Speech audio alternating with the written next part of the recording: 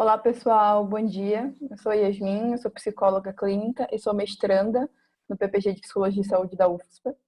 E a minha orientadora, que é a professora de vocês, a Janaína Pacheco, me convidou para conversar com vocês, para dar essa aula sobre a epistemologia do behaviorismo, da análise do comportamento, né, que é o behaviorismo.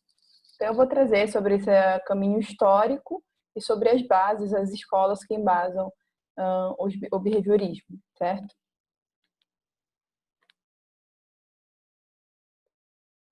Bom, pensei então, eu vou lendo os slides e em seguida eu faço alguns comentários. Acho que assim pode ficar mais claro para vocês acompanharem o fluxo da aula. Bom, começando então, o behaviorismo é uma das grandes tradições que deram direção ao que conhecemos hoje como psicologia científica. Trouxe ideias inovadoras a respeito da natureza do homem e de como estudá-lo. Bom, antes do behaviorismo, a gente tinha uma psicologia muito restrita ao mentalismo, né, a métodos de introspecção. Então, com isso, o que eu quero dizer? Que a gente não tinha métodos que pudessem experimentar, comprovar, ter algum controle realmente experimental, mas isso que a gente conhece como ciência, acerca do que a gente estava afirmando enquanto psicologia, né? Então, a psicologia, ela era totalmente, basicamente, dedutiva, né? Então você desenvolveu um modelo teórico que tinha uma lógica, que tinha um sentido, e a partir daquilo ali passava -se a trabalhar clinicamente, né? Como a gente vê a psicanálise, dentre outras escolas assim daquele período, talvez já algumas escolas mais voltadas para a questão da consciência, né, do humanismo, enfim. E o behaviorismo traz para a psicologia essa proposta de que é importante que a gente consiga, para crescer enquanto ciência, ter métodos que consigam comprovar isso que a gente está afirmando, né? Então, o behaviorismo é uma das escolas pioneiras de trazer isso para a psicologia, tornando-a uma área do conhecimento mais baseada na ciência.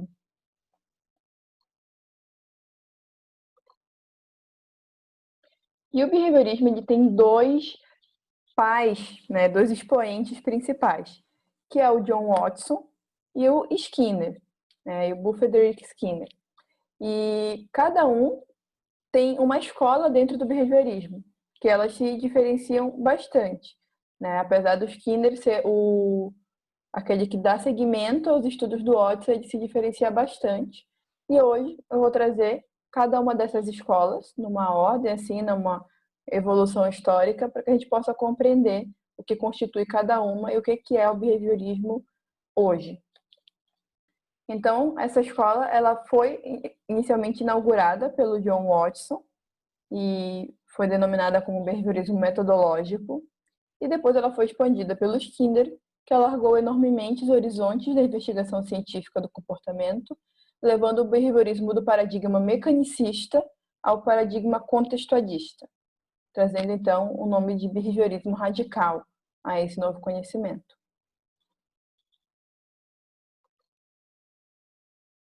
E o que foi o behaviorismo do Watson, então? Quando o Watson trouxe essa proposta behaviorismo, ele trouxe também uma série de pressupostos que ele buscava inserir na psicologia enquanto ciência, ao trazer, né, essa proposta. Então, algumas dessas propostas eram trazer uma ideia de continuidade entre as espécies para o estudo do ser humano, porque até então a gente vinha, né, enquanto área do conhecimento, olhando para esse ser humano como algo muito diferente, muito separado de tudo, né? Então, até uma coisa mais da filosofia, né? E o behaviorismo é o que busca conectar uma visão de mundo, uma visão de homem, que também faça sentido na explicação de outras espécies, que faça sentido com a evolução, né? Então, coloca o homem como uma parte desse universo, como uma parte dessa evolução, e que deve ser estudada sob as mesmas leis que a gente estuda tudo que existe, né? Porque afinal a gente é parte dessa existência. Então é uma proposta muito humilde até, dá para pensar, né? Porque muitas vezes algumas críticas que fazem ao behaviorismo é o fato de como se estivesse reduzindo o ser humano a, a uma complexidade menor que ele tem, por compará-lo com outros animais, com outras espécies, mas na verdade é um lugar de olhar para nós como seres que podemos sim ser estudados assim como nós estudamos outras espécies, né? Não somos tão diferentes assim. Então, o behaviorismo vem com essa ideia, né? Então, a proposição do comportamento como objeto de estudo da psicologia vai buscar, então, entender esse ser humano a partir do modo como ele se comporta e adotar métodos de investigação das ciências naturais, que é a observação e experimentação, né? Então, as ciências naturais elas já tinham um longo percurso aí de métodos experimentais, métodos observacionais com animais, e através do behaviorismo busca se aplicar isso aos seres humanos. Como é que a gente pode fazer observações e experimentações acerca do comportamento humano, que nos ajude a entender mais esse humano. O principal objetivo é desenvolver uma tecnologia psicológica voltada para a previsão e o controle do comportamento. Então, isso até às vezes parece também uma coisa que às vezes é alvo de crítica, a questão de previsão, controle, que o behaviorismo traz. Porém, né, também é uma forma de buscar desenvolver intervenções mais efetivas.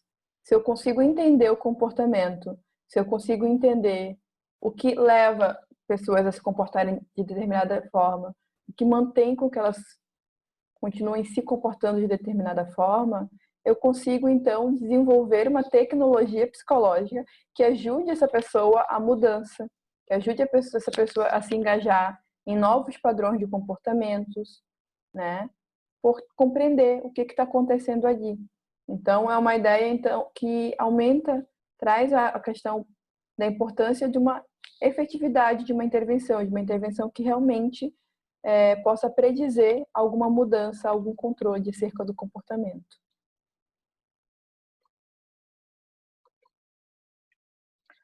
E aí, um antecedente teórico importante do behaviorismo são os estudos desenvolvidos por Ivan Pavlov, em 1904. Pavlov era um fisiologista russo. Ele não estava interessado assim, no comportamento humano, porém os estudos dele foram base para o behaviorismo poder desenvolver uma série de métodos assim, de investigação, de teoria acerca do comportamento humano também. E o que foi a principal contribuição do Pavlov? Bom, deixa eu baixar aqui um pouco. Basicamente, o Pavlov ele fez um experimento com um cachorro, no qual ele descobriu uma das principais leis da aprendizagem, né? E aí eu vou tentar explicar para vocês através de um exemplo e depois eu trago os princípios. Bom, o que o Pavlov fez? Ele pegou um cachorro ali, e dava comida para o cachorro. E ele notou que cada vez que ele dava comida para o cachorro salivava, né? Então, ao apresentar a comida, né, vamos supor, ele vai dar comida, ao apresentar o prato de comida para o cachorro já começava a salivar. E isso é o que a gente chama na psicologia como um reflexo, um comportamento reflexo incondicionado. Porque ninguém precisou ensinar o cachorro a salivar diante da comida. É uma coisa automática, uma coisa instintiva do seu organismo, né, evolutiva, salivar diante do alimento. Então, é um reflexo incondicionado. Ok, né, esse foi ali o básico. E aí, o Pavlov foi e passou, então, a tocar uma sineta para o cachorro, né, em alguns momentos.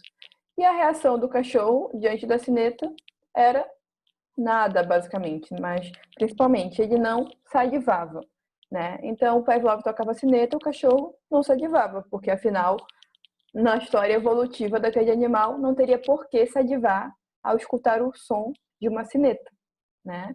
Então a gente diz que a sineta era um estímulo neutro, né? Então a comida era um estímulo que gera no cachorro respostas incondicionadas, reflexos incondicionados. Então, a comida é um estímulo incondicionado. E a sineta era um estímulo neutro, não gerava respostas reflexas no cachorro. Ok. Né? Então, aqui na imagem vocês podem ver, né, uma carinha neutra ali, diante da sineta. e diante da comida, uma carinha salivando. E o que o Pavlov passou a fazer? Ele passou a apresentar a sineta junto com a comida. Então, ele tocava a sineta, mostrava a comida para o cachorro. Tocava a sineta, mostrava a comida para o cachorro. O cachorro, obviamente, salivava porque estava diante da comida, né? Então, sineta, comida, cachorro salivava. O que o Pavlov fez depois? Ele tirou a comida e passou a tocar só a sineta, depois de várias vezes fazendo isso. E aí, o que ele observou? Que o cachorro passou a salivar mesmo que a comida não estivesse presente. Então, basicamente, a comida não estava mais ali e a sineta, que antes não gerava nenhuma resposta no cachorro, passou a eliciar as mesmas respostas que a comida eliciava, né? Então, o cachorro passava a salivar só de escutar um som, mesmo que não estivesse vendo comida nenhuma. Com isso, a sineta passou a ser um estímulo que gera respostas reflexas no cachorro condicionadas, né? Então, a comida gerava reflexo incondicionado e a sineta passou a gerar reflexo condicionado. Por que condicionado? Porque aquilo ali foi aprendido. O cachorro desenvolveu uma associação entre a sineta e a comida. Então, a sineta passou a ser um estímulo condicionado para o cachorro, que passou a gerar as mesmas respostas que ele tinha diante da comida. Tá? Isso é o princípio da aprendizagem, porque basicamente muitas das coisas que a gente aprende, que a gente tem hoje, se deram dessa maneira, a partir da associação que nós fizemos entre estímulos que geram respostas incondicionadas em nós e estímulos que foram pareados com esses e que nós passamos a ter as mesmas respostas. Um exemplo típico é o medo de barata, né? Por que a gente, de modo geral, tem tanto medo de barata, se é um animal aparentemente inofensivo, né? Bom, vamos supor que a barata era um estímulo neutro para nós em algum momento e o grito da nossa mãe um estímulo incondicionado, né? Porque então o bebezinho ali escutar um grito, né, um som alto, estridente da mãe, gera respostas de medo, né? Gera respostas reflexas de medo. Daí vamos supor que um dia o bebezinho foi lá pegar a barata inocentemente, porque era um estímulo neutro, e na hora a mãe viu e deu um grande berro. E aí ocorreu, então, um pareamento daquele estímulo neutro com o estímulo incondicionado, que era o som estridente do berro da mãe. E a partir disso, só de ver a barata, passamos a apresentar as mesmas respostas de medo que teríamos, né, diante de um som muito alto, né? E isso não é necessariamente algo racional, não é algo que precisa passar pela consciência. É uma aprendizagem automática do organismo, tá bem? Então, eu tentei deixar bem claro isso, porque é um princípio básico que está por trás de várias leis da aprendizagem do behaviorismo, tá? Que é o reflexo inato versus o reflexo aprendido. Então, aqui temos que o condicionamento de estímulo neutro a um estímulo inato posso ensinar novos comportamentos. Quando eu junto o neutro e o inato, eu posso ensinar novos comportamentos para uma pessoa ou para um animal. No caso, foi ensinado o cachorro a salivar diante de uma sineta, né? No caso, pode-se ensinar o medo a uma criança, o medo de barata, enfim. Ao interromper o pareamento, eu posso também levar à desaprendizagem do comportamento. O que é isso? Quero dizer que se o Pavlov seguisse, então, que foi o que ele fez, apresentando muitas vezes a sineta sem a comida, uma hora o cachorro vai parar de salivar diante da sineta, se ela não gera nele nenhum tipo de consequência, né, que faça sentido o animal salivar. Então, a sineta vai voltar a ser um estímulo neutro, né? E isso a gente chama de um processo de extinção, então, do comportamento. Então, da mesma forma que tem como eu ensinar um novo comportamento, tem como eu fazer com que o organismo, né, seja animal, seja ser humano, também desaprenda um comportamento. Não é como se voltasse do zero, mas aquele comportamento também pode ser desaprendido, aquela associação pode ser enfraquecida, tá? E essas são duas leis, então, da aprendizagem, né? Como ensinar um novo comportamento e como também extinguir um comportamento, certo?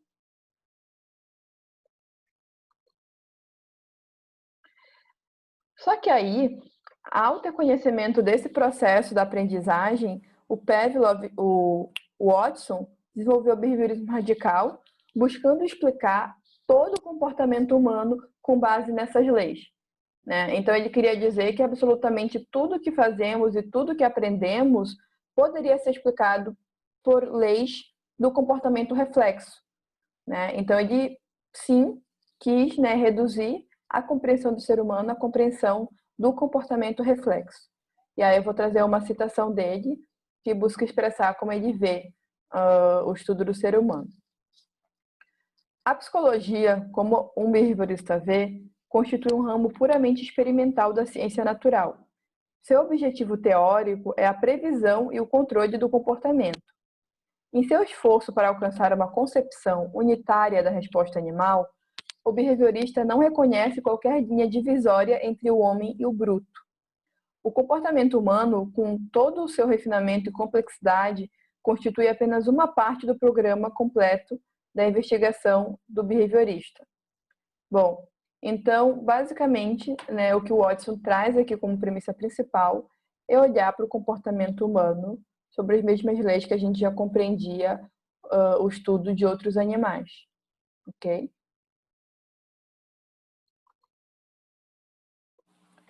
Entrando mais, então, no behaviorismo metodológico do Watson, ele tem as suas raízes no funcionalismo, né, o funcionalismo ali que buscava, então, estudar as partes do organismo, que buscava ter uma compreensão mais científica, mas ao esmiuçar a estrutura, né, do organismo humano. Porém, ele promove um corte na história da psicologia ao colocar o comportamento como objeto de estudo, não as estruturas orgânicas, mas o comportamento em si. Ele percorre, então, o caminho trilhado nos séculos anteriores pelas ciências naturais e contribui de maneira fundamental para a definição científica da disciplina, que é o que eu comentei antes, então, né? As ciências naturais já tinha um longo percurso de séculos anteriores acerca da compreensão do funcionamento animal.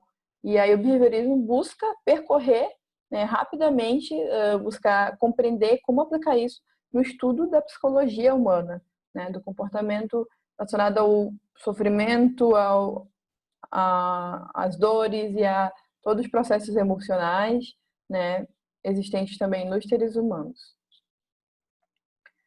O paradigma epistemológico do behaviorismo metodológico é o mecanicismo. Por que mecanicismo? Porque o que se compreendia, com base naquilo que eu expliquei antes? Que um estímulo do ambiente levava a determinada resposta. Então, é algo extremamente mecânico, né? Como se nós fôssemos totalmente passivos diante do nosso ambiente, dos estímulos ambientais presentes. Estivéssemos simplesmente reagindo constantemente a esses estímulos de maneira automática, né? Por isso é considerado mecanicista o behaviorismo metodológico. E ele tem uma relação de causa e efeito, no sentido de se determinado estímulo está presente, então determinado comportamento ocorre. Tá? Deixa eu descer aqui um pouquinho. E também ele entende, o behaviorismo metodológico, que emoções e personalidade estão submetidos às leis da aprendizagem, que eu expliquei anteriormente. Então, a partir de associações múltiplas entre relações de estímulos e respostas, poderia-se entender comportamentos mais complexos.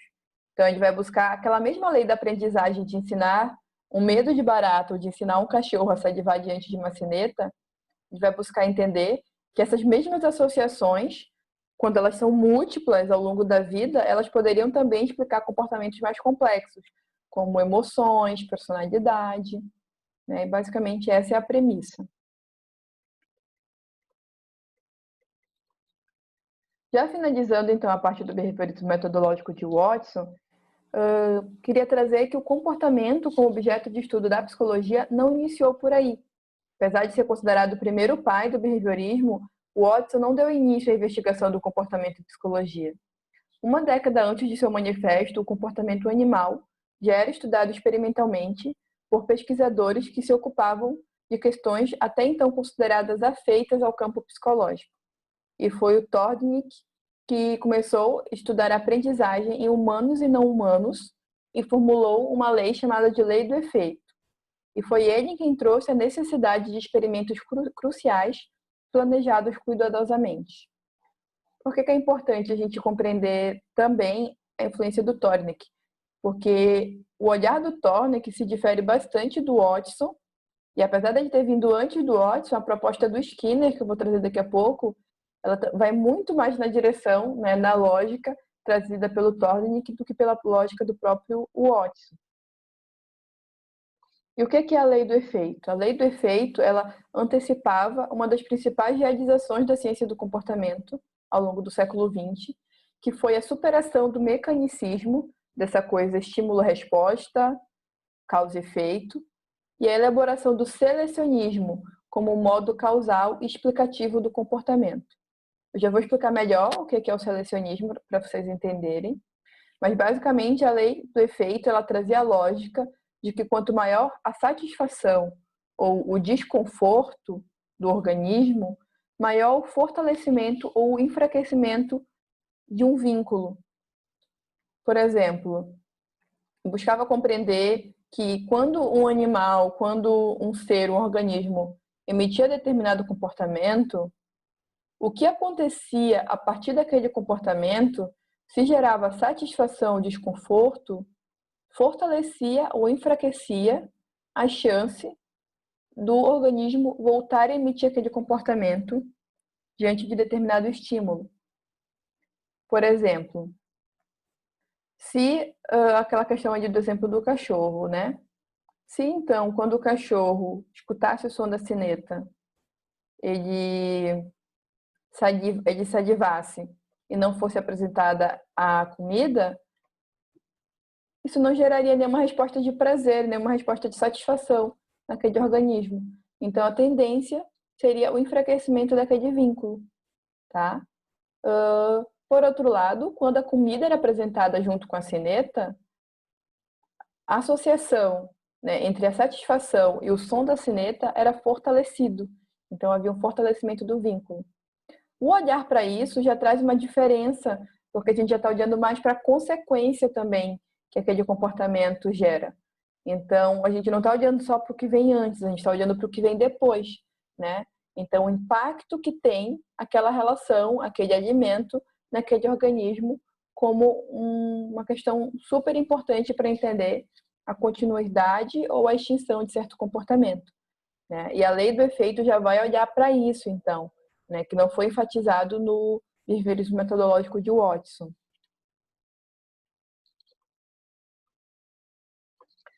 Qual a diferença, então, do mecanicismo para o selecionismo?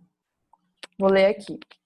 No modo causal mecanicista, o responder do organismo é explicado por eventos que o antecedem e o determinam. As relações comportamentais são unidirecionais, aquela coisa do estímulo-resposta, né? Vai só numa direção. O que vem antes determina o que vem depois, no mecanicismo. A lógica mecanicista conduz o cientista psicólogo, portanto, a olhar o organismo como um ser reativo. Então, no mecanicismo, nós estamos apenas reagindo ao que veio antes, tá? Já no selecionismo, uma direção oposta, o responder ele é explicado por suas funções na relação com consequências que produz. O mundo que afeta o responder do organismo é produzido pelo próprio organismo. Não existe um antes independentemente de sua ação. Ou seja, eu tenho um comportamento que pode ser totalmente aleatório, né? Sei lá, eu derrubei uma coisa. Dependendo da consequência que aquilo ali gerar, que aí sim vai haver uma relação entre o meu comportamento e o ambiente, né? Então, nós não estaríamos apenas reagindo ao que vem antes, nós estaríamos também impactando o nosso ambiente, impactando o nosso mundo, e a partir disso criando uma relação, pela consequência que nós produzimos com o mundo. Por isso que se diz aqui que não existe um mundo a priori, né? Existe um mundo que é construído a partir da relação com o organismo, ok?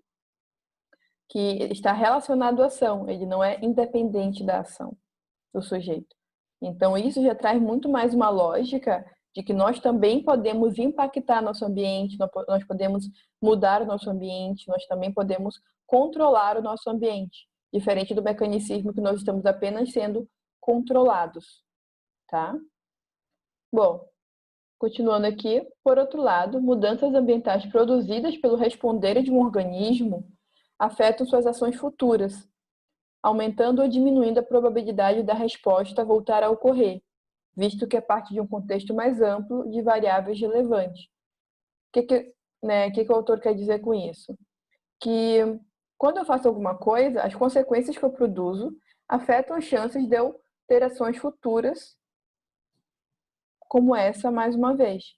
Então, se meu comportamento levou a uma consequência que foi geradora de satisfação, de prazer, tem maior tendência, maior probabilidade de eu fazer aquilo novamente, considerando o contexto mais amplo, né? Considerando outras coisas que estão acontecendo junto.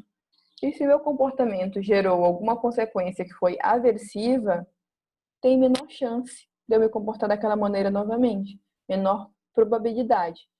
Mas sempre isso, né? Trazendo a questão da probabilidade, porque existem várias coisas acontecendo ao mesmo tempo que também estão afetando o comportamento, além daquele estímulo principal que está sendo enfatizado. Certo?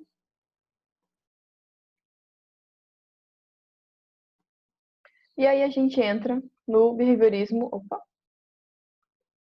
no behaviorismo radical de Skinner, que, apesar do Watson ter dado início ao behaviorismo, o Skinner é considerado, né, o principal expoente pelo fato de as ideias que ele trouxe serem aplicadas ainda hoje no compreensão do ser humano, existirem muitos modelos teóricos contemporâneos com muita evidência, né, muita evidência em relação a vários transtornos psicológicos, em relação a várias demandas clínicas, que são baseados no behaviorismo radical. Né? Então é importante ter claro isso, que o behaviorismo radical não morreu, pelo contrário, cada vez mais, né, vem se produzindo estudos e pesquisas que partem dessa epistemologia. Então, o behaviorismo radical, ele é a epistemologia que embasa a análise do comportamento, que daí já é uma área de conhecimento mais amplo, e eu vou explicar no final o que é toda essa análise do comportamento, que é uma teoria psicológica baseada na epistemologia do behaviorismo radical. E o paradigma epistemológico do behaviorismo radical é o contextualismo. Eu já vou explicar também melhor o que é o contextualismo, mas assim, mesmo o Skinner ele sendo o sucessor do Watson, logo que ele iniciou seus estudos, mesmo tomando reflexo como objeto de estudo, ele já buscava compreender as leis da variabilidade, se afastando dessa lógica mecanicista. Né? Então, desde o início, o Skinner estava preocupado em compreender o que faz com que nós nos comportemos de determinada maneira em uma situação e não em outra, um organismo age de um jeito, outro age de outro. Né? O que faz com que haja uma variabilidade, mesmo que os estímulos sejam constantes. E aí, a partir da final da década de 30, com a investigação de relações operantes, que já vou explicar melhor também, o sistema skinneriano começou a assumir seus contornos definitivos. Tá? Então, na década de 30, o behaviorismo radical já começou a ter a sua cara, seu formato mais diferenciado do behaviorismo metodológico.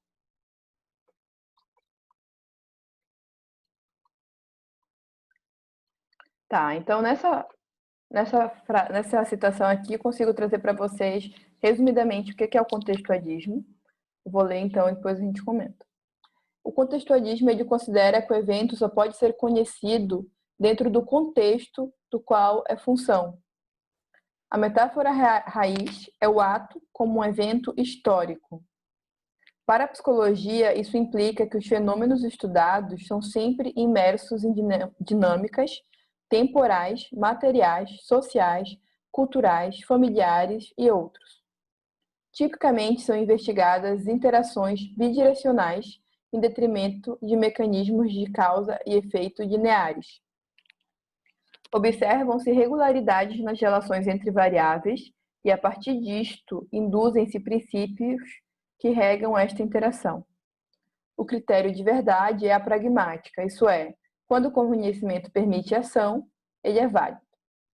Bom, traduzindo algumas coisas que estão presentes aqui, no contextualismo, a gente não vai ter premissas a priori, leis a priori, que independam do contexto em que o comportamento ocorre, tá? Por exemplo, né, comparando, na teoria psicanalítica existe uma série de premissas, uma série de lógicas acerca de, bom, se a pessoa faz tal coisa, ela tem então uma fixação na fase oral, uma fixação na fase anal, isso significa isso porque tem a ver com o Édipo. No contextualismo, basicamente, a gente vai compreender que tudo só pode ser compreendido se a gente entende a relação que aquele evento, que aquele comportamento tem com o contexto em que ele está ocorrendo. Então, a gente vai olhar muito para cada história de vida como individual, porque cada um de nós passou por contextos totalmente diferentes, desde o momento que desde antes de nascermos, na verdade, né? Durante toda a nossa história de vida. E para a gente compreender, por exemplo, tá? O que ansiedade significa para uma pessoa, eu tenho que entender o contexto em que a ansiedade daquela pessoa ocorre. Para a gente não diz nada, por exemplo, falar que alguém tem ansiedade generalizada ou ansiedade social. Porque a ansiedade social de uma pessoa pode se apresentar em contextos e ter uma função totalmente diferente da ansiedade social de uma outra pessoa, né? Então, a ansiedade social para uma pessoa pode ser até a ver com, tipo, dessa forma eu tenho mais atenção, dessa forma eu tenho mais cuidado, dessa forma, não sei, eu crio vínculos que as pessoas cuidam de mim. E num outro tipo de uma ansiedade social pode ter a ver com, dessa forma eu me sinto mais seguro em falar sobre certas coisas, enfim. Estou dando um exemplo bem aleatório, mas só para querer dizer que para a gente, qualquer sofrimento, qualquer patologia, sempre a gente vai querer entender a função que aquele sintoma tem em determinado contexto, tá? Então, a gente vai olhar que todo ato é um evento histórico, né? Então, a pessoa fez tal coisa, aquilo ali faz parte da história de vida dela, aquilo ali tem uma relação com o contexto e a gente vai buscar compreender esse evento na história de vida do sujeito. Também não existe, por exemplo, a ideia de algo que é necessariamente patológico. A gente sempre vai olhar para a consequência que aquilo tem na vida da pessoa. Vamos supor alguém que não tem muitas relações na sua vida, tá? E a pessoa diz que não, mas eu gosto assim, tá tudo bem para mim assim. Não necessariamente isso vai ser uma demanda na terapia. Agora, se a pessoa traz que é muito difícil para ela se relacionar com os outros, né, que ela se sente muito mais segura não se relacionando com os outros, porém, ela tem uma série de sofrimentos em relação a isso, ela se sente sozinha, ela tem prejuízos no trabalho, ela tem prejuízos nos relacionamentos amorosos, etc. Aí, né, por uma perspectiva pragmática, isso vai ser então foco na terapia, né? Então a gente vai passar a focar nisso, porque está trazendo sofrimento para a pessoa, né? Então é um critério bem pragmático de tipo, essa relação que tu está me trazendo, está funcionando ou não na tua vida? Se não estiver funcionando, então isso vai ser objeto de estudo, ok?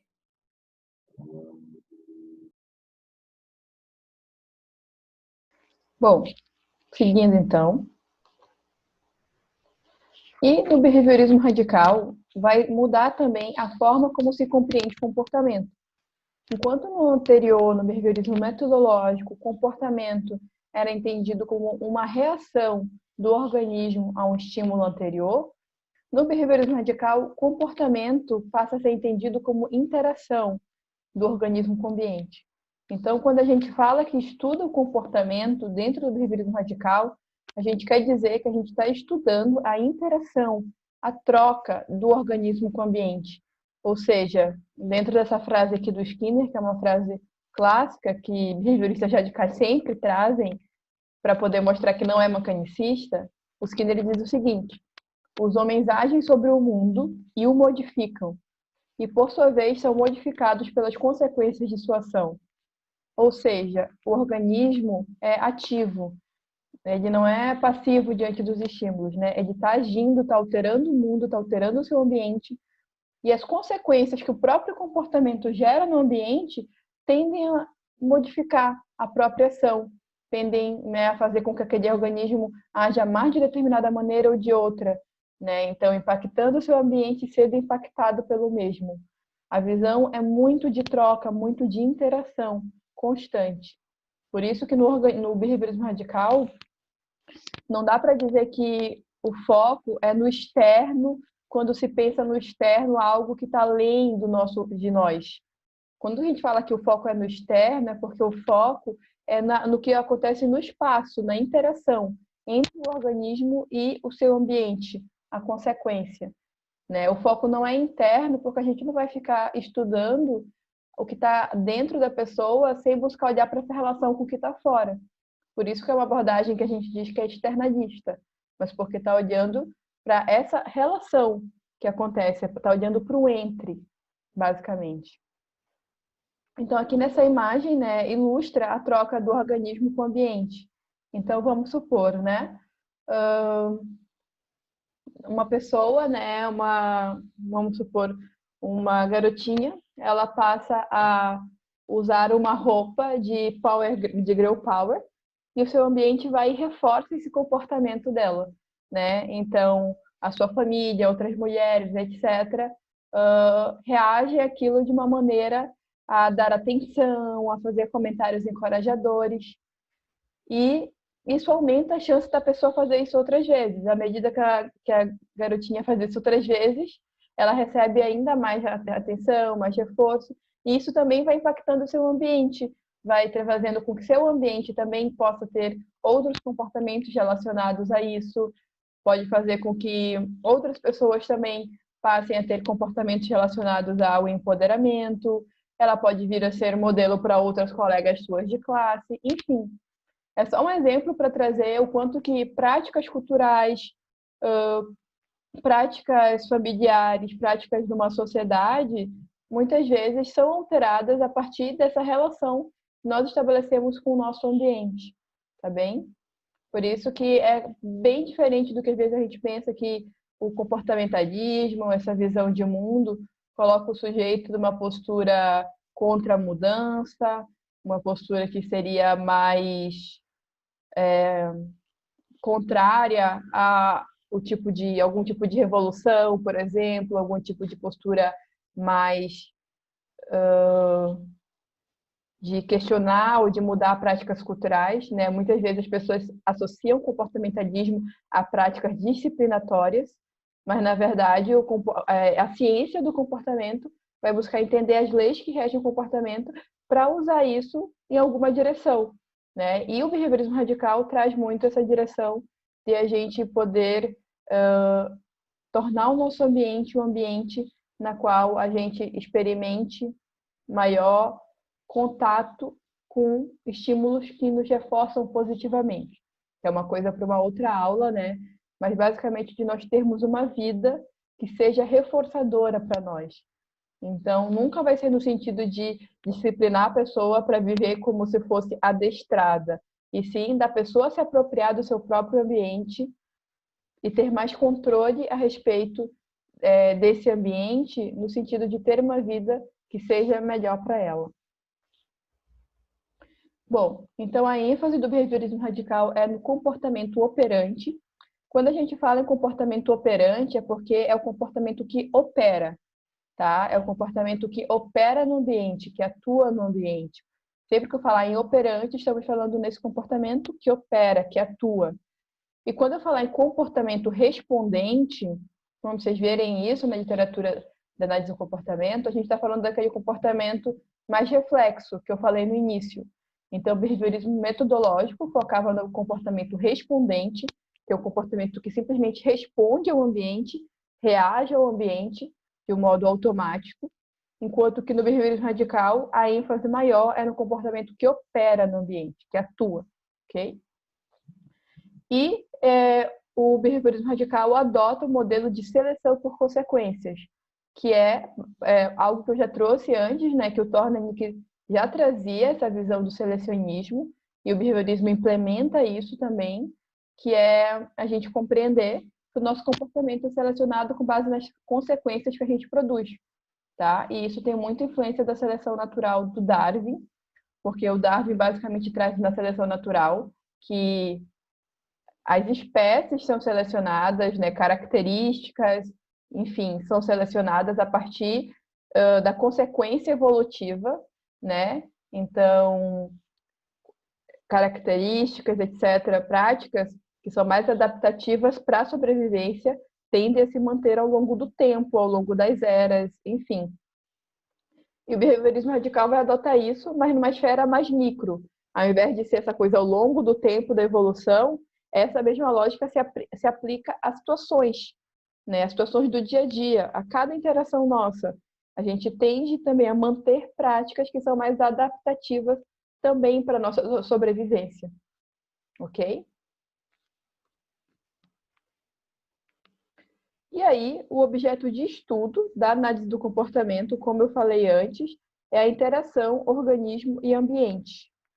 Então, a gente não vai estudar apenas o organismo, né? A gente não vai olhar para esse organismo. E quando eu falo organismo, é porque na análise do comportamento a gente chama o homem, o sujeito, a mulher de organismo, porque se entende que é um todo unificado, né? Que nós somos um organismo, né? Nosso falar compõe também esse organismo, nosso pensar também compõe esse organismo. Então, é tudo parte de um todo orgânico, único. Então, a gente usa a palavra organismo para se referir a tudo que faz parte do ser, tá bem? Então, a gente vai estudar a interação do organismo com o ambiente. E quando a gente fala da interação do organismo-ambiente, quando a gente fala de estudar o comportamento, a gente está falando de tudo aquilo que o homem morto não pode fazer.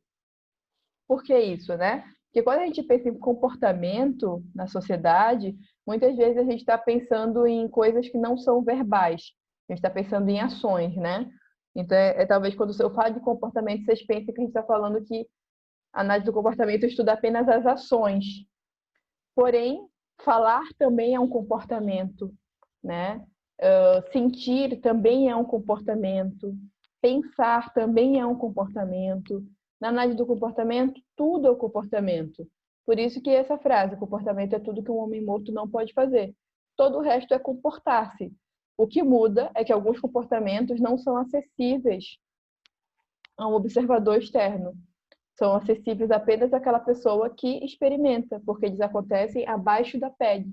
Então, o Skinner define que existem comportamentos abertos, que são esses comportamentos visíveis, e existem comportamentos encobertos, que são os comportamentos que ocorrem no que ele chama de mundo abaixo da pele, que é aquilo que apenas o sujeito que experimenta tem acesso, né? Então existiria apenas essa única diferença, o lugar em que o comportamento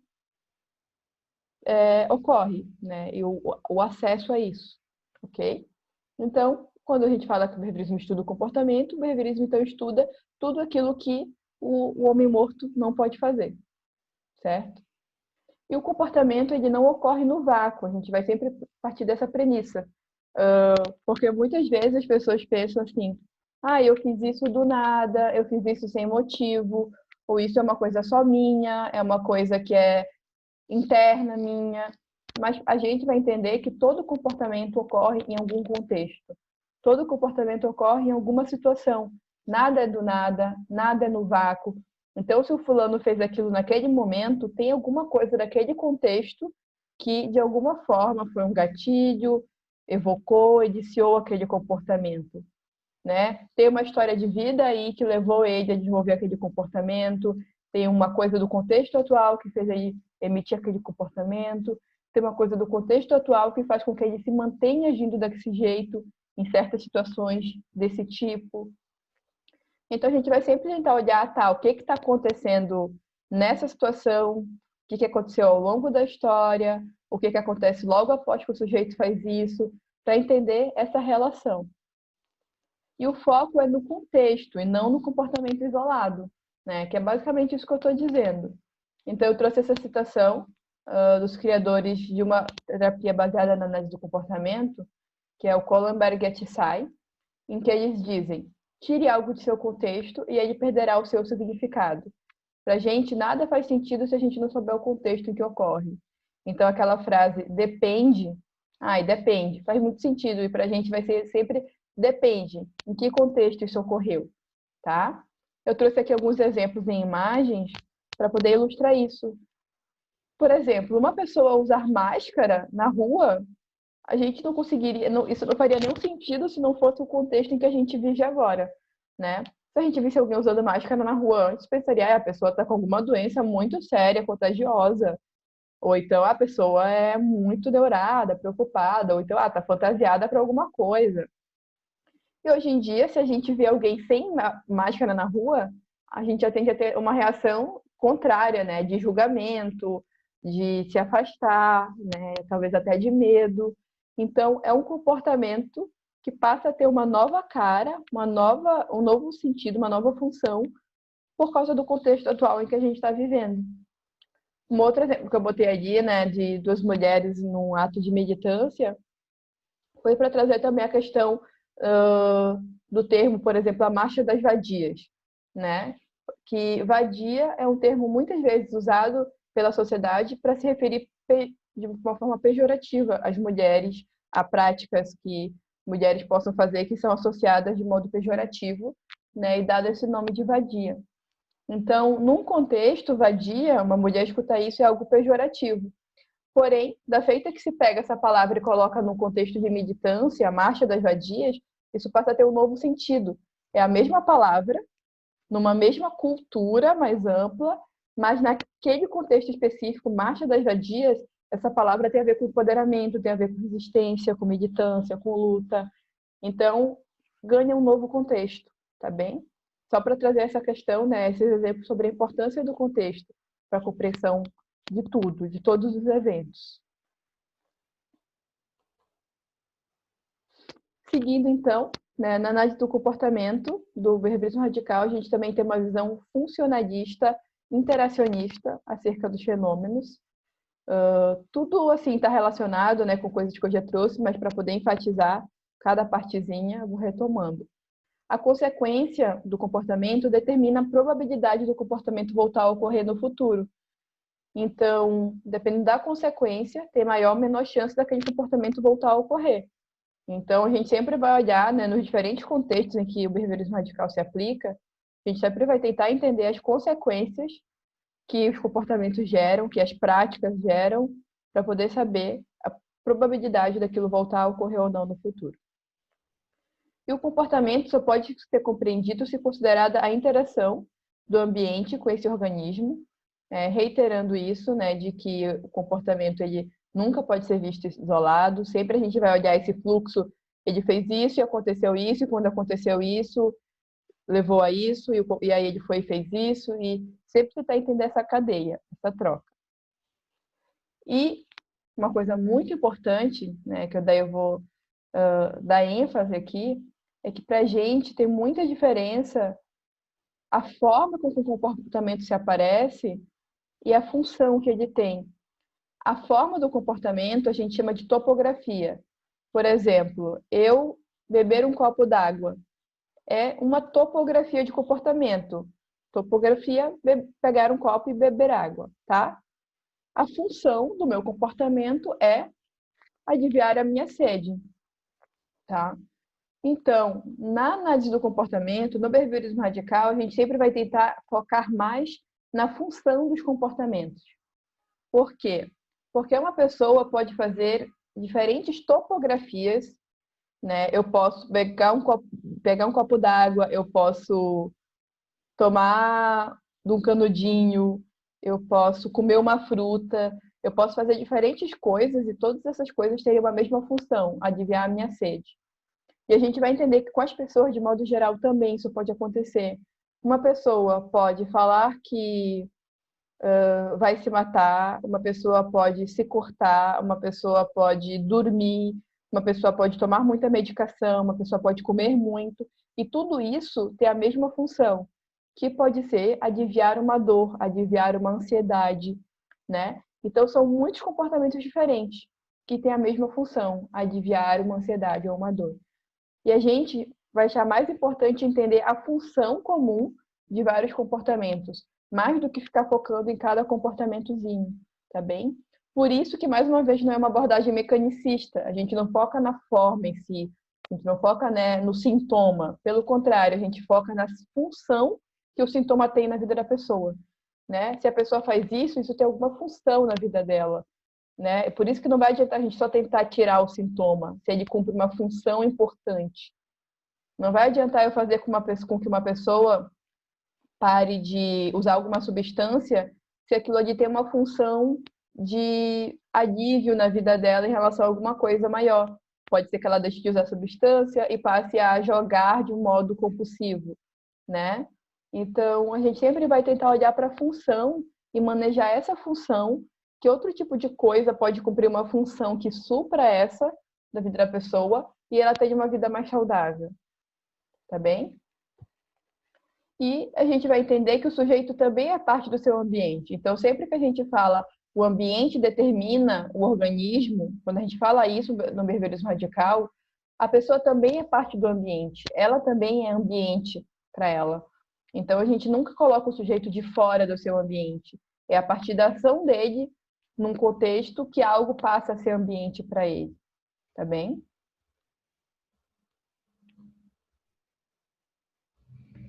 Bom, e aí, a análise do comportamento, o behaviorismo radical tem uma forma de buscar entender os eventos que ocorrem. E essa forma a gente chama de tríplice contingência. É o como a gente busca estudar o que determina a probabilidade do comportamento voltar a ocorrer no futuro, tá? Então, essa forma resume como a gente compreende os fenômenos e a determinação do comportamento. Que seria, então, ali no A, há um contexto, há um estímulo antecedente, tá bem? Esse estímulo, ele leva a uma série de respostas. Tem a resposta observável, que é o comportamento aberto, e tem as respostas encobertas. Tem o comportamento encoberto, que são as respostas privadas, que daí envolve pensamentos, emoções. E isso, né, produz uma certa consequência no ambiente, né? Ocorrem essas respostas privadas, ocorre uma resposta observável, e através dessa resposta observável se produz no ambiente uma determinada consequência. Essa consequência vai determinar, probabilisticamente, se aquela resposta vai voltar a ocorrer ou não no futuro, tá bem? E isso aqui do meio é o tal comportamento operante, tá? Que a gente coloca assim, da resposta, né? A resposta no ambiente é o comportamento operante, tá? Então, tem essa imagem aqui do Skinner, né, que é um meme, onde está escrito está previsível, está controlável, para reiterar aquilo, né, de que previsibilidade e controle não é necessariamente uma coisa ruim. Muitas vezes se julga dessa forma, mas o que a análise do comportamento busca entender através de suas leis é que o controle ele existe. Nós sempre fazemos algo buscando nos aproximar de experiências que são reforçadoras e nos afastar de experiências que são aversivas, tá? A questão é que a gente entender o que está determinando o nosso comportamento, o que está acontecendo, aumenta a chance da gente conseguir controlar o nosso próprio comportamento. Então, o controle não seria ruim. A gente entender as relações de controle aumentaria a nossa possibilidade de se sentir mais livre em relação ao nosso próprio ambiente. E se sentir livre não quer dizer que não vai ter uma relação de controle. Quer dizer que a gente vai estar mais consciente, mais apropriado dessa relação e vai poder manejá-la mais a nosso favor, a favor do nosso próprio sentimento de liberdade.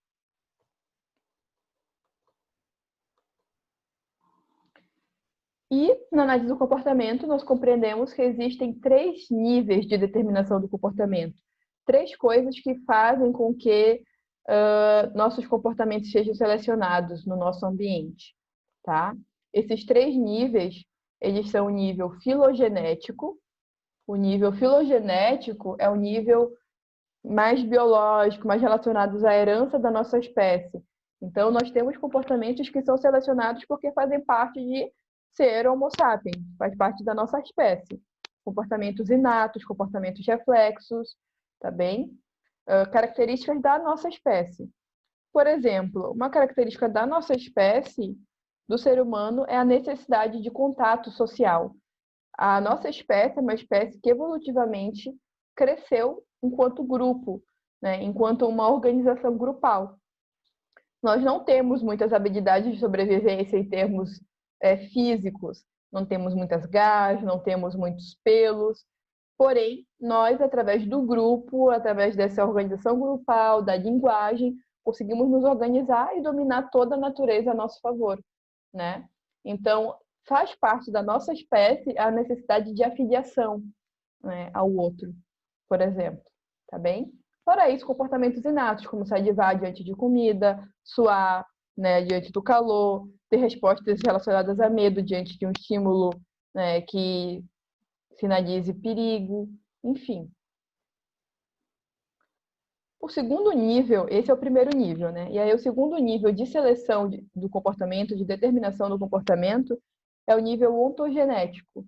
Esse nível, ele tem a ver com a história de vida de cada pessoa, né? Então tem aquele macro ali, que é o filogenético, que tem a ver com a espécie, mas um outro nível que nos determina é a nossa história de vida, as nossas experiências particulares, as coisas que nós passamos ao longo da nossa vida, do nosso desenvolvimento. Então, isso é muito particular de cada um. É um repertório comportamental que a gente aprende ao longo da nossa história de vida, na nossa interação com pais, colegas, cultura, enfim. Mas tudo isso vai sendo muito particular para cada pessoa, né? E nenhuma história de vida é igual a outra, né? Totalmente subjetivo essas experiências. Esse é o lugar da subjetividade na análise do comportamento. Ela não é um método subjetivo, mas ela é um método que abraça assim a subjetividade, por isso está nas próprias pessoas, né? Então ela compreende cada pessoa como única. Por isso que eu falei também para vocês antes que a gente sempre vai tentar entender a ansiedade na vida daquela pessoa, né? E não o transtorno mais amplo. A gente vai buscar entender naquela história de vida como é que isso se estabeleceu, qual é a função disso para o Pedrinho, para a Mariazinha, né? Se ela faz isso, é porque de alguma forma ela aprendeu isso ao longo da história de vida, algo manteve isso, né? Para a gente tudo tem um sentido com base na história de vida da pessoa e naquilo que ela aprendeu ao longo da vida. Inclusive, é muito dito pelos analistas do comportamento, para os seus pacientes, enfim, que se eles tivessem passado exatamente pela mesma coisa que o paciente passou, estaríamos fazendo exatamente o que eles estão fazendo. É uma fala bem validante que demonstra que há essa determinação do ambiente, mas é por causa dessa relação que é aprendida, né? Então, o que a pessoa está fazendo hoje tem a ver com o que ela aprendeu até então. Ela pode aprender novas coisas, ela pode passar a se comportar diferente, mas o que ela está fazendo agora tem a ver com o que ela aprendeu até ali, tem a ver com quem ela é até ali, tá bem? Então, esse é o nível ontogenético. E, por fim, o nível cultural, né, que é o terceiro nível de determinação do comportamento, onde a gente compreende que o meio social em que o sujeito está inserido também determina o seu comportamento. As práticas culturais, né? Então, vamos pensar que dentro de um país existem práticas culturais, dentro de um estado, de uma cidade, dentro de uma mesma cultura de uma cidade, existem diferentes grupos que têm diferentes culturas, né? Tem um grupo, tem o gótico, tem um grupo hipster, tem o emo e assim por diante. E cada um tem a sua própria cultura, né? Tem a cultura feminista, tem a cultura machista e tem várias práticas culturais que vão afetar os sujeitos dependendo do modo como eles estão inseridos nessa cultura, a posição, o papel, o grupo ao qual eles pertencem nessa cultura, tá? Então a gente sempre vai buscar entender as pessoas considerando esses três níveis: questões filogenéticas, ontogenéticas e culturais. Muitas vezes essas questões elas se influenciam numa mesma direção, né, para a pessoa ter o mesmo problema ou ter uma mesma característica, uma mesma demanda, ou às vezes elas influenciam em sentidos opostos, né? Então, às vezes a cultura aponta para um lado, a ontogênese aponta para um outro, mas são coisas que vão se atravessando a todo momento. A cada situação é meio como se esses três níveis sempre fossem estar presentes. E aí essa tirinha aqui, né, do Homer Simpson, que é um lamento, assim, quando dizem que o behaviorismo ignora a subjetividade. E isso está em muitos textos teóricos, está em livros, em manuais de psicologia, talvez até em provas, né? Já vi, assim, essas provas mais gerais, mais amplas, assim, de conhecimentos, colocando o behaviorismo num lugar que não é o lugar que ele ocupa, né? O behaviorismo metodológico, sim, aquele lá do início, mas o modo como iniciou essa epistemologia diferiu assim enormemente para o modo como isso é hoje.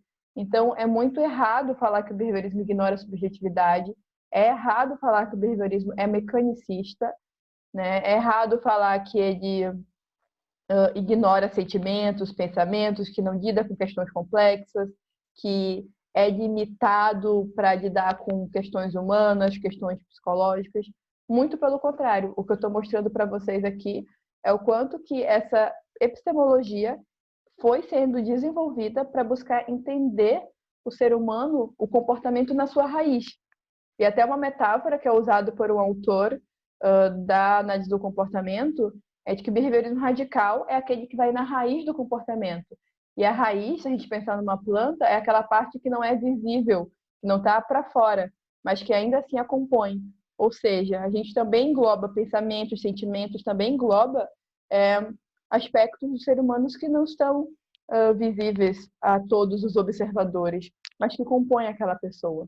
Né? Então, a gente dá, sim, muita importância para os eventos privados, ainda que a gente entenda que o que mantém o comportamento é a consequência que o comportamento aberto está produzindo no ambiente. Né? Então, de alguma forma, não tem como separar o que acontece dentro do que acontece fora. O que acontece dentro acompanha, sim, algum comportamento aberto. E a gente vai buscar entender isso também, para poder entender como é que esse comportamento operante está afetando a vida da pessoa, está afetando aquele padrão. Ok? E aí, só para trazer um pouco mais do lugar dos pensamentos e sentimentos na análise do comportamento, o Skinner ele trabalhava em uma análise funcional para o comportamento verbal, que é como a gente chama de linguagem, cognição, na análise do comportamento, a gente chama de comportamento verbal. E o Skinner trabalhava nisso desde 1934.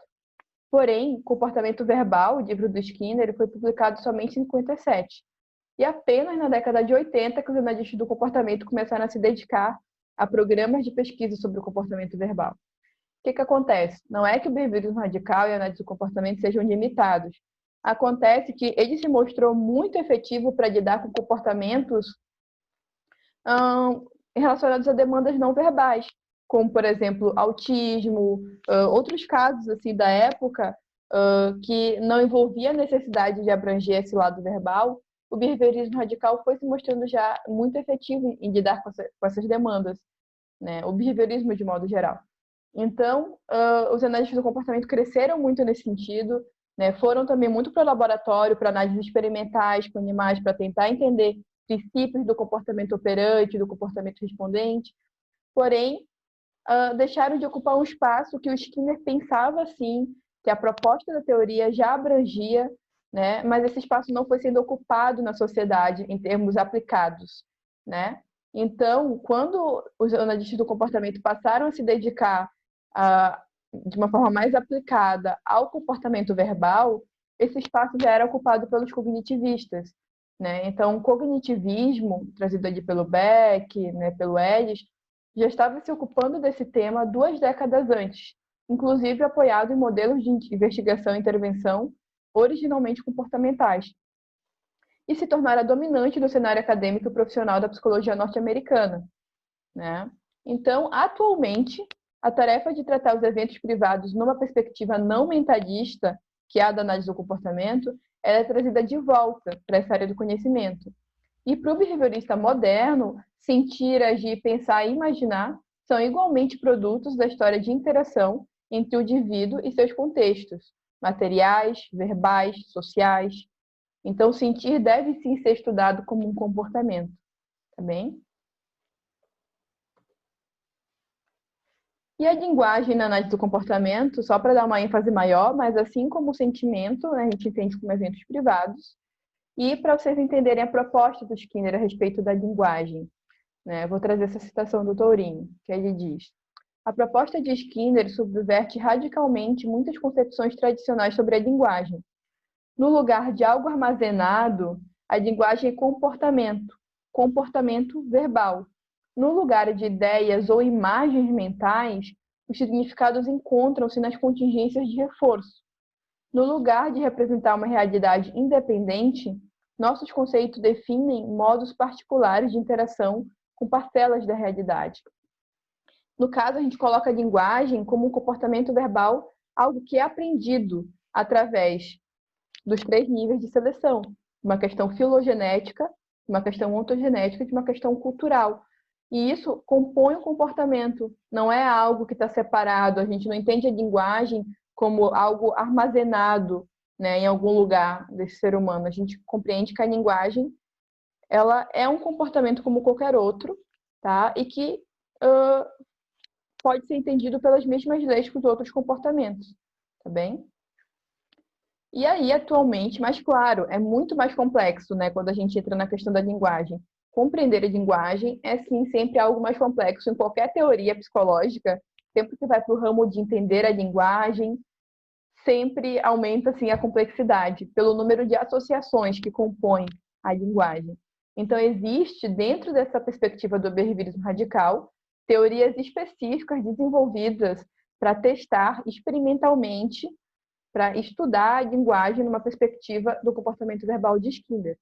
E as 2 principais teorias hoje que buscam compreender o comportamento verbal, a linguagem dentro dessa perspectiva, são as relações de equivalência de estímulos, do Sigma, e a teoria das molduras relacionais, que também é chamada de RFT, do Reis. Tá? E essa teoria das molduras relacionais, do Reis, ela é americana, e vem se expandindo muito, sendo a base de muitos modelos terapêuticos atuais, contemporâneos, que vêm sendo muito difundidos, ganhando muita eficácia, e que está baseada na premissa do Skinner lá de 57. Tá bem? Bom, chegando já mais no final, então, trazendo para vocês o que é a análise do comportamento, né? Que a gente está aqui numa aula de epistemologia falando sobre behaviorismo radical. E o behaviorismo radical, ele é a filosofia, ele é a visão de mundo e compreensão do sujeito para a análise do comportamento. E quando eu falo em análise do comportamento, eu estou falando de um todo de teoria e prática que estuda a interação entre a pessoa e os organismos, entre o contexto e o... estuda a interação entre pessoa e organismo com o contexto ambiente, tá bem? Que são sinônimos, né? Pessoa, organismo, contexto, ambiente. E a gente está falando desse todo. E nesse todo tem o behaviorismo radical, que é a filosofia, a visão de mundo. Essa filosofia, ela embasa, então, a análise experimental do comportamento, que daí a análise experimental do comportamento é um método científico que investiga o efeito de variáveis ambientais antecedentes e consequentes sobre o organismo. E tem a análise aplicada do comportamento, que daí é a aplicação dessas descobertas experimentais na mudança comportamental e no tratamento de transtornos psicológicos. Tá? Então, daqui vai toda a aplicação da análise do comportamento para a sociedade. Aqui é a parte mais laboratorial, e aqui é a filosofia. Nesse mapa mental, eu busquei trazer para vocês apenas a amplitude que tem a análise do comportamento. Né? Então, a gente tem a de behaviorismo radical. Behaviorismo radical, essa epistemologia, ela dá conta de pensar sobre, de refletir sobre todas as questões que você possa imaginar que outras filosofias também pensam sobre. Né? Não, justamente por ser uma visão de homem de mundo, a ideia é não ter temas que a gente não consiga pensar sobre.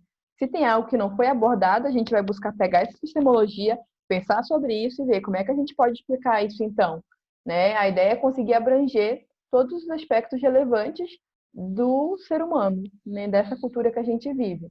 Então, envolvem questões filosóficas, questões como liberdade, consciência, cultura, criatividade, sonhos, determinismo. Enfim, eu botei aqui algumas palavras que muitas vezes aparecem como não estando associadas ao behaviorismo radical ou como sendo problemáticas, e tudo isso a gente tem textos, tem artigos, tem material pensando sobre. Tem a análise experimental do comportamento, então, que vai buscar testar e validar princípios básicos, né? Tem a análise aplicada do comportamento, que daí é a análise do comportamento na psicoterapia, na cultura, na sociedade, na política. Tem também no acompanhamento terapêutico, que é uma intervenção terapêutica mais em vivo, né? No ambiente natural daquela pessoa. Tem a análise aplicada do comportamento para o transtorno do espectro autista, que tem muita eficácia. Tem a análise de comportamento no contexto escolar, no contexto organizacional, enfim. E eu trouxe aqui alguns dos modelos terapêuticos mais difundidos atualmente que são baseados na análise do comportamento. A terapia analítica comportamental brasileira, né, que ela existe no Brasil já há um bom tempo e é bem difundida de Curitiba para cima. A gente tem muito mais forte. Aqui no Rio Grande do Sul, muitas pessoas nem conhecem, nem sabem que existe essa terapia, exceto, né, quem já tem contato, assim como, por exemplo, alunos da professora Janaína Pacheco e dos seus discípulos, né, basicamente. Então, a terapia de comportamento ela é muito forte, né, nas regiões norte, nordeste do Brasil e também difundida em outras regiões, mais para o sul, né, que ela não chegou a ser tão forte, mas já vem também se expandindo. Tem a terapia de aceitação e compromisso, a ACT, a psicoterapia analítico-funcional, a FAP, a terapia comportamental dialética, que é a única terapia considerada padrão ouro para o transtorno de personalidade borderline, para comportamentos de suicídio, relacionados a suicídio. E tem a ativação comportamental, que também é um tratamento de primeira linha para quadros depressivos. Tá bem? Então, bom, não vou entrar tanto nisso agora, mas é só para vocês terem noção de que isso está vivíssimo e está super aplicado e ocorrendo, assim, né, atualmente, assim, na psicologia. Bom, e só um remembro, assim, né, para diferenciar o behaviorismo metodológico do behaviorismo radical.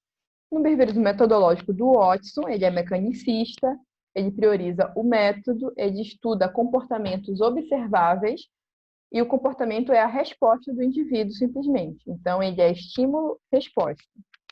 No behaviorismo radical do Skinner, ele é contextualista, ele prioriza a construção teórica e a evidência empírica, ele estuda comportamentos observáveis e não observáveis, e o comportamento é a interação entre o organismo e o ambiente. Então, ele é resposta, estímulo e assim por diante. E é isso, a aula de hoje. Finalizando, então, caso vocês não conheçam, a UFSPA tem uma liga de psicologia comportamental, na qual podem participar alunos e também não alunos da UFSPA. E é uma liga que busca estudar textos de análise do comportamento e desenvolver ações aplicadas à sociedade, trazendo esses princípios da análise do comportamento. Então, estuda várias questões relacionadas à cultura, sociedade, política, né? Também como da clínica, de modelos terapêuticos, enfim. Todo aquele mapa mental ali que mostrei para vocês. Essas foram as referências, quem quiser buscar esses textos, né, são textos vários de referência também para uma introdução ao behaviorismo radical e aos behaviorismos. E obrigada, né, pela atenção de vocês. Quem quiser pode mandar um e-mail, pode também me seguir ali no Insta. Eu também busco usar meu Instagram profissional como uma forma de disseminação de conhecimentos relacionados à análise do comportamento, utilizando uma linguagem mista, que não seja nem tão técnica, nem tão senso comum. Então, acho que é isso. Obrigada, então. Espero que seja uma boa aula para vocês. Abraço.